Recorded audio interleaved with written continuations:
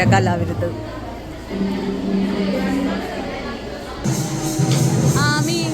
ആമിക്ക് നന്നായി ചെയ്യുന്നുണ്ട്. ഇങ്ങനെ പിടിക്കണം, ഹൈറ്റ് കൂടുതലായതുകൊണ്ട്. ഞാൻ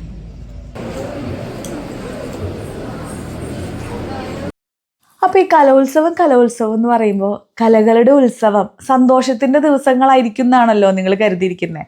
സന്തോഷം മാത്രമല്ല, അതിൻ്റെ ഇടയിൽ സങ്കടം, ടെൻഷൻ, അങ്ങനെ എല്ലാ വികാരങ്ങളും മാറി മറിഞ്ഞു പോകുന്ന ദിവസങ്ങളാണ് കേട്ടോ. അപ്പോൾ ആമിയുടെ റവന്യൂ ജില്ലാ കലോത്സവത്തിൻ്റെ ദിവസം പളിയനൃത്തത്തിൻ്റെ പ്രോഗ്രാമിൻ്റെ അന്ന് ഞാനെടുത്ത വ്ളോഗാണ് കേട്ടോ. അപ്പോൾ welcome to my YouTube channel. എൻ്റെ യൂട്യൂബ് ചാനലിലെ പുതിയ വീഡിയോയിലേക്ക് ഏവർക്കും സ്വാഗതം.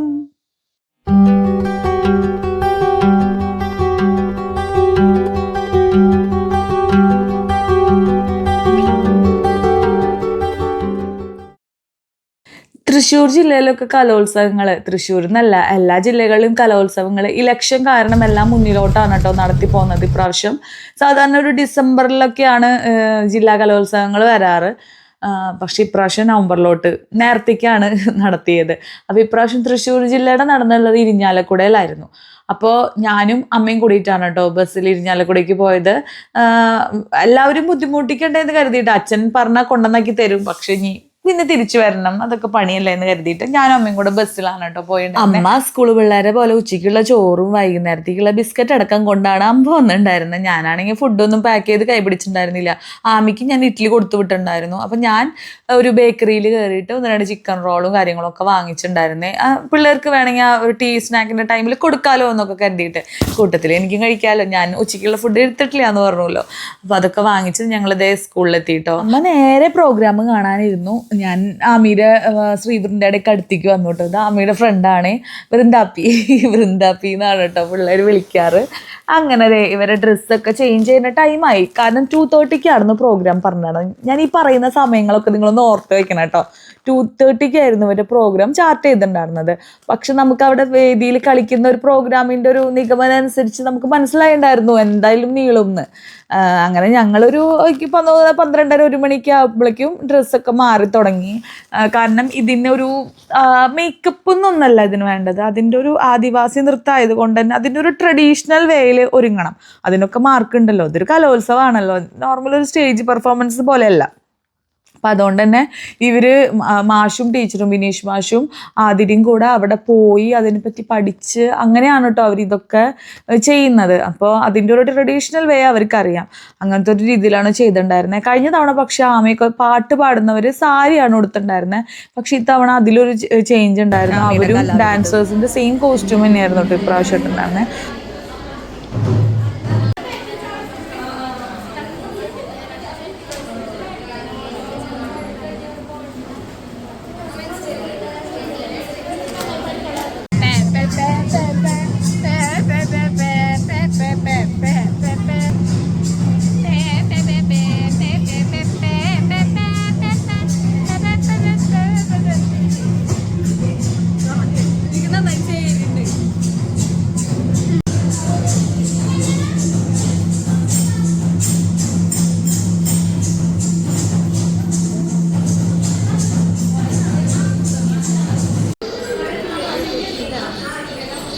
അവളെ കണ്ണിന് 2 സ്ഥലത്ത് വാലുണ്ട് കേട്ടോ, അത് കളഞ്ഞോളോ. ശരിക്കും കോഴിക്കുട്ടിയുള്ള പോലെ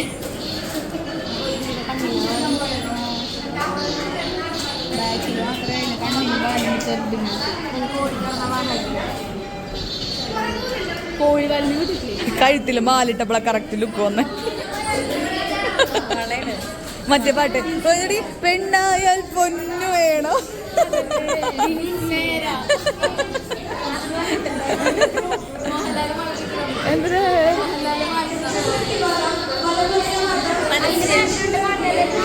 ഏതാ പാട്ട്?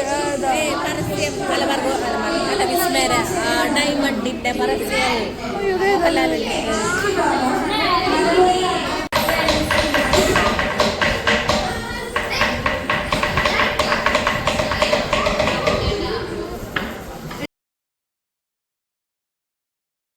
ഇവരുടെ ടീച്ചർ ബർത്ത്ഡേ ആയിരുന്നു കേട്ടോ. അപ്പോൾ അതിൻ്റെ ഇടയിലാണ് ഹാപ്പി ബർത്ത്ഡേ പാട്ട് കേട്ടപ്പോൾ ഞാൻ വേഗം ക്യാമറ എടുത്ത് ഓൺ ചെയ്തു. പക്ഷെ പാട്ട് കഴിഞ്ഞതിന് ശേഷമാണ് കേട്ടോ ഞാൻ വീഡിയോ എടുക്കാൻ സ്റ്റാർട്ട് ചെയ്തത്. കഴിഞ്ഞു ബർത്ത്ഡേ പാട്ട് കഴിഞ്ഞപ്പോഴാണ് വീഡിയോ ഓൺ ആക്കിയത്. പിന്നെ ഒരു കാത്തിരിപ്പ് തന്നെയായിരുന്നു കേട്ടോ. 2:30-ക്കൊന്നും പ്രോഗ്രാം തുടങ്ങിയില്ല. പിന്നെ അത് 3:30, 4:30, 5:30 ഇരുന്നിരുന്ന് മുഷിഞ്ഞു. അപ്പോൾ അമ്മയും ശ്രീവൃന്ദയുടെ അച്ഛനും അമ്മയും കൂടെ സംഘനൃത്തം കാണാൻ പോയി കേട്ടോ. അവിടെ അത് ടൗൺ ഹാളിലായിരുന്നു. അപ്പോൾ അവരെന്നെ പിള്ളേരെ ഏൽപ്പിച്ചിട്ട് അവരെല്ലാവരും അത് കാണാൻ പോയിട്ടുണ്ടായിരുന്നു. ഇവിടെ പിന്നെ മലപ്പുലിയാട്ടായിരുന്നു. അതിങ്ങനെ കുറേ നേരം ഉള്ളതുകൊണ്ട് തന്നെ അത്യാവശ്യം സമയം എടുക്കുന്നുണ്ട്. പിന്നെ പ്രോഗ്രാം നേരം വൈകിട്ടാണ് തുടങ്ങിയിരിക്കുന്നത്. അപ്പോൾ അതിൻ്റെയൊക്കെ ഭാഗമായിട്ടാണ് കേട്ടോ ലേറ്റ് ആവുന്നത്. ഇത് അത്യാവശ്യം കായികാധ്വാനമുള്ള പരിപാടിയാണ്, അങ്ങനെ തന്നെ പറയണം. കാരണം 15 മിനിറ്റോളം ഉണ്ട് ഇതൊക്കെ. ശരിക്കും പിള്ളേർ തളർന്നു പോട്ടോ. അപ്പം അത് ഇവർ ഡ്രസ്സുമാർ ഇവിടെ വെയിറ്റിംഗ് ആണ്.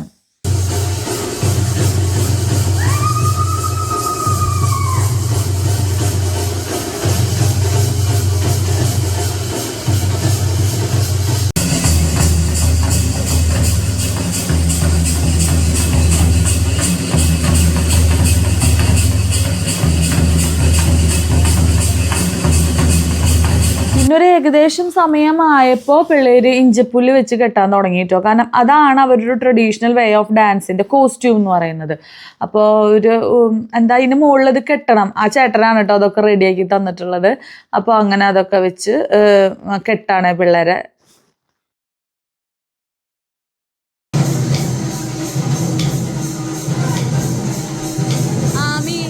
ആമിക്ക് നന്നായി ചേരുന്നുണ്ട്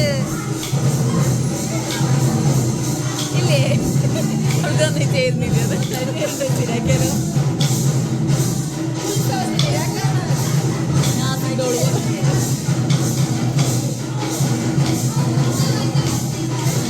ആമിയുടെ പ്രോഗ്രാം ലേറ്റ് ആയതുകൊണ്ട് എനിക്ക് ചെറിയൊരു ഉപകാരം ഉണ്ടായത് എന്താണെന്ന് വെച്ചാൽ എനിക്ക് മഞ്ഞക്കുട്ടിയുടെ കഥാപ്രസംഗം കാണാൻ പറ്റിയിട്ടോ. മനുഷ്യട്ടൻ വിളിച്ചിട്ടുണ്ടായിരുന്നു.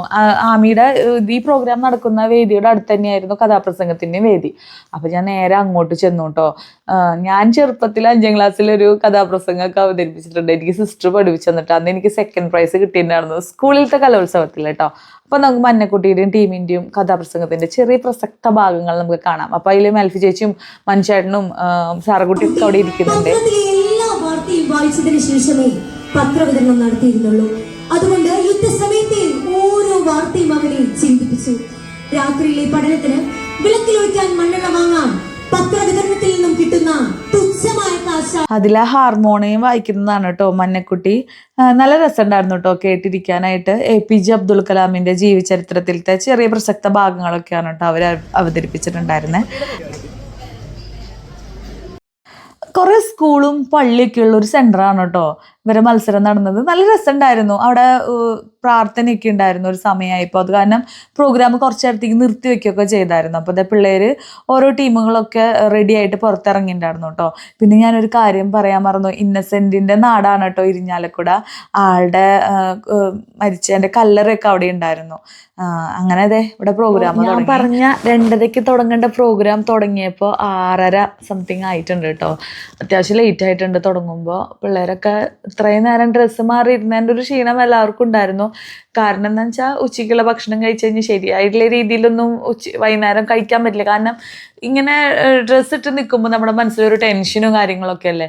അപ്പോൾ അതുകൊണ്ട് മുഴുവനായിട്ട് പിള്ളേരാരും ശരിയായുള്ള രീതിയിൽ ഫുഡൊന്നും കഴിച്ചിട്ടില്ല കേട്ടോ അന്നത്തെ ദിവസം. പ്രോഗ്രാമൊക്കെ കഴിഞ്ഞ് പിള്ളേരൊക്കെ തളർന്ന് വീണ് തുടങ്ങിയപ്പോൾ ഓരോരുത്തരെ ആംബുലൻസിൽ കൊണ്ടുപോകുന്നുണ്ട് കേട്ടോ. കാരണം പിള്ളേർ അത്രയ്ക്കും വയ്യാണ്ട് തളർന്ന് വീണിട്ട് സ്ട്രെച്ചറിൽ പോലീസുകാർ വന്ന് കൊണ്ടുപോകുന്നുണ്ട് കേട്ടോ. ശരിക്കും പറഞ്ഞാൽ പാവം തോന്നും. അത്യാവശ്യം എഫേർട്ടുള്ള ഒരു ഡാൻസാണെന്ന് ഞാൻ നേരത്തെ പറഞ്ഞല്ലോ. 7 മണിയാവാറായി. അപ്പോൾ അങ്ങനത്തെ ചില ബുദ്ധിമുട്ടുകൾ കലോത്സവങ്ങളിലുണ്ട്. അത് എത്ര കൺട്രോൾ ചെയ്യാൻ പറ്റിയിട്ടും ഈ സംഘാടകരുടെ പിഴവാണോ അതോ പ്രോഗ്രാം ലേറ്റ് ആവുന്നതിൻ്റെ പ്രശ്നമാണോ ഒന്നും അറിയില്ല. പക്ഷേ 1-2 പിള്ളേരെങ്ങനെ എടുത്ത് കൊണ്ടുപോണ്ടായിരുന്നു കേട്ടോ.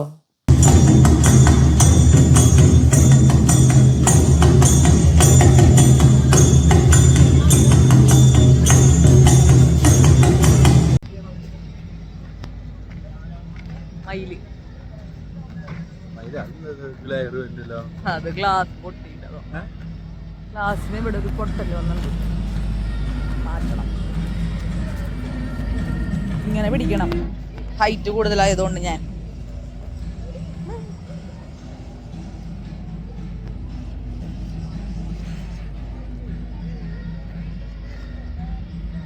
എല്ലാ പാട്ടും ഒരേപോലത്തെ പാട്ടാണല്ലോ. അതെ വേറെ പാട്ടൊന്നുമില്ല. അല്ലേ ദിവസം 2:30 തുടങ്ങേണ്ട പ്രോഗ്രാം കഴിഞ്ഞിട്ട് ഇവിടുന്ന് ആമിയുടെ ഫ്രണ്ട്സൊക്കെ പോയിണ്ടായിരുന്നത് 9:30 എന്തോ ആയിട്ടുണ്ട്. അപ്പം അതുകൊണ്ട് തന്നെ ഞാൻ അഭിച്ചേട്ടനെ വിളിച്ച് വരുത്തിയിട്ടുണ്ടായിരുന്നു കേട്ടോ. ലേറ്റ് ആവുന്ന ഏകദേശം ഒരു ഐഡിയ എനിക്കുണ്ടായിരുന്നു. മാത്രമല്ല ആമിയുടെയൊക്കെ ചെസ്റ്റ് നമ്പർ കിട്ടിയിട്ടുണ്ടായിരുന്നത് 7 ആയിരുന്നു. അപ്പോൾ പിന്നെ എന്തായാലും ലേറ്റ് ആവുമല്ലോ. കണ്ടോ പിള്ളേരെ ഇങ്ങനെ ഓരോരുത്തരായിട്ട് ഓരോ ഡാൻസ് കഴിയുമ്പോൾ കൊണ്ടുപോകുന്നുണ്ട്.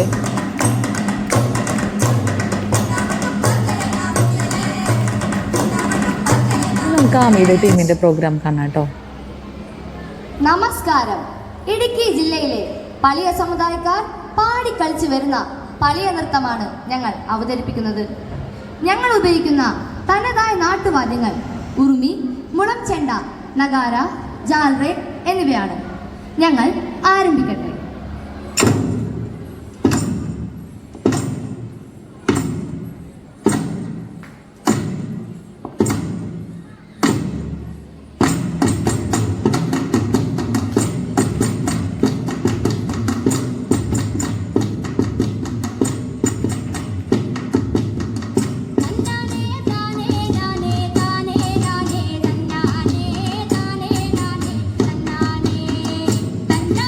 താനേ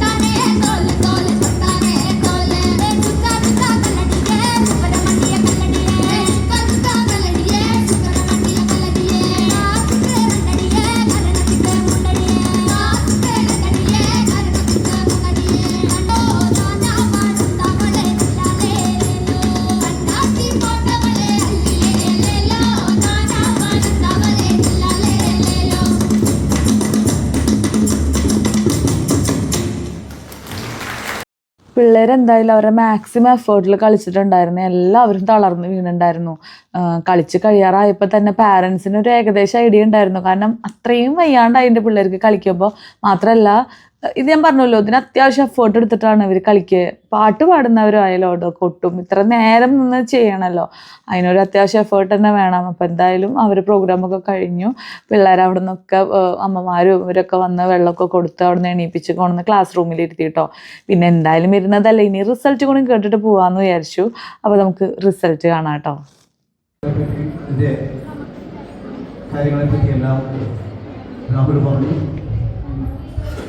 ഈ ഗോത്രകല പഴയ നൃത്തത്തിൻ്റെ റിസൾട്ടാണ് പറയാൻ പോകുന്നത്. ഞാൻ എൻ്റെ സ്വദേശം ചങ്ങനാശ്ശേരിയാണെങ്കിലും 45 വർഷം പഴയ സുഹൃത്തുക്കളുമായിട്ട് പഴയ എനിക്കതിനകത്ത് ഭയങ്കര സങ്കടമുണ്ട്. അതുകൊണ്ട് പഠിപ്പിക്കുന്ന ആൾക്കാരാണെങ്കിലും ശരി, സ്കൂൾ അധികാരികളാണെങ്കിലും ശരി, യഥാർത്ഥത്തിലുള്ള ഇതിൻ്റെ സാഹിത്യം കണ്ടുപിടിച്ച് പാവം കുഞ്ഞുങ്ങളെ അത് പഠിപ്പിക്കണേ എന്നൊരു അപേക്ഷ എനിക്കുണ്ട്. ഹയർ ലെവലിലേക്ക് കിട്ടിയതാണ് എ ഗ്രേഡ്, കോഡ് നമ്പർ 7 എന്ന് പറയുന്നത്.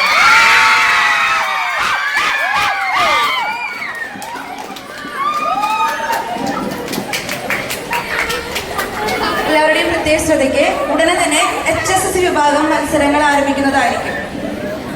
കോഡ് നമ്പർ 1 എത്രയും പെട്ടെന്ന് സ്റ്റേജിൽ റിപ്പോർട്ട് ചെയ്യണം. Code number 1.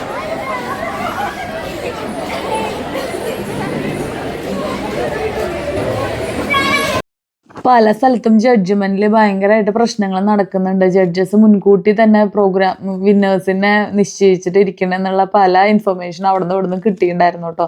അതുകൊണ്ട് തന്നെ നല്ല സ്ട്രെസ്ഡ് ആയിരുന്നു. പക്ഷേ അവിടെ ഒന്നും നടക്കില്ലാത്തുള്ള രീതിയിൽ ഇവരെ മാഷ് അവിടെ ചെയ്തിട്ടുണ്ടായിരുന്നു കേട്ടോ. കാരണം ഇവിടെ നമ്മൾ പ്രതികരിക്കാതിരുന്നിട്ട് കാര്യമില്ല എന്ന് പറയുമല്ലോ, ചില കാര്യങ്ങൾ പ്രതികരിക്കണം എന്ന് എനിക്കന്ന് മനസ്സിലായിരുന്നു കേട്ടോ. നന്നായി ചെയ്യുന്നവർക്ക് കൊടുക്കുക, അങ്ങനെയല്ല വേണ്ടേ. അങ്ങനെ പിന്നെ പിള്ളേർക്ക് അവിടെ ഫസ്റ്റ് കിട്ടിയായിരുന്നു. സന്തോഷം സങ്കടം എന്നൊക്കെ പറയുന്നത് ഞാൻ അത് നമ്മൾ ടെൻഷൻ അടിച്ചിരിക്കുക, ഇങ്ങനെ ഒരു സന്തോഷം കേൾക്കുമ്പോൾ കരച്ചിലാണ് ഫസ്റ്റ് വന്നത്. നമ്മുടെ പിള്ളേരാണ് സംസ്ഥാന ലെവലിൽ മത്സരിക്കാൻ പോകുന്നത്. അതിനുള്ള സെലക്ഷനാണല്ലോ ഇവിടെ കഴിഞ്ഞത്. ഭയങ്കര സന്തോഷമാണ്. എന്നുവെച്ചാൽ വിഷമം ടെൻഷൻ അടിച്ചിരുന്നിട്ട് അതിൻ്റെ ഒരു ഹാപ്പിനെസ്സിലേക്കുള്ള ട്രാൻസ്ഫോർമേഷൻ എന്ന് പറയുന്നത് അത് ഭയങ്കര ഒരു പ്രത്യേക ഫീൽ തന്നെയായിരുന്നു കേട്ടോ. അങ്ങനെ പിന്നെ അതാണ് കേട്ടോ ബിനീഷ് മാഷ് ഞാൻ ഈ വീഡിയോയിൽ കണ്ടിട്ടുണ്ട് നിങ്ങൾ. അങ്ങനെ പിന്നെ ഞങ്ങൾ നേരെ വീട്ടിൽ പോകുന്നു കേട്ടോ. നല്ലോണം ലേറ്റ് ആയിട്ടുണ്ടായിരുന്നു. അപ്പോൾ അമ്മേനെ വീട്ടിലാക്കി ഞാനും അബ്ചേട്ടനും പിള്ളേരും കൂടെ ഫുഡ് കഴിക്കാൻ കയറി കേട്ടോ. ആദീനെ വീട്ടിൽ നിന്ന് എടുക്കുക ചെയ്ത് അച്ഛനാണെന്നൊന്ന് ആദീനെ സ്കൂളിൽ നിന്നൊക്കെ വിളിച്ചു കൊണ്ടുവന്നിട്ടുണ്ടായിരുന്നേ. അങ്ങനെ പിന്നെ ഫുഡൊക്കെ കഴിച്ചു. എനിക്ക് സന്തോഷം കൊണ്ട് വയറ് നിറഞ്ഞുകൊണ്ട് എനിക്ക് വിശക്കുന്നുണ്ടായിരുന്നില്ല. ഞാനൊരു ഷേക്ക് കുടിച്ച് അഡ്ജസ്റ്റ് ചെയ്തു. നമ്മൾ വീട്ടിൽ പോയിട്ട് പിക്ക് ചെയ്തു കേട്ടോ. അതൊരാളെ സൈഡായി ഉറക്കം വന്നിട്ടിരുന്നോണെന്നവൻ ബ്രഷ് ചെയ്തിട്ട് അവിടെ പോയി കിടക്ക്.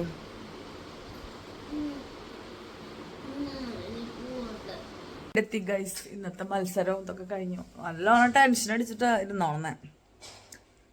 പക്ഷെ വലിയ പ്രശ്നം ഉണ്ടായില്ല. ജഡ്ജസൊക്കെ ഭയങ്കര പൈസ മേടിച്ചിട്ടൊക്കെ ഓരോ പരിപാടികൾ ചെയ്യണത്. നമ്മൾ ഒരിക്കലും നമ്മുടെ മക്കളെ, പക്ഷെ നമുക്ക് നല്ലത് കണ്ട എന്താണെന്ന് അറിയാലോ. നല്ലത് കണ്ടാൽ നമ്മൾ പറയും എൻ്റെ ടീം നന്നായി ചെയ്തിട്ടാണ് അവർക്ക് കിട്ടാൻ ചാൻസ് ഉണ്ടെന്ന്. പക്ഷെ അങ്ങനെ ഒന്നും തോന്നാത്തോടത്ത് അവരതങ്ങനെ കിട്ടുമ്പോഴേ ഭയങ്കര സങ്കടം വരും ചില സമയത്ത്. പിന്നെ എന്തായാലും ഇന്നത്തെ മത്സരമൊക്കെ കഴിഞ്ഞു. ഇനി നാളെ സംസ്കൃതം.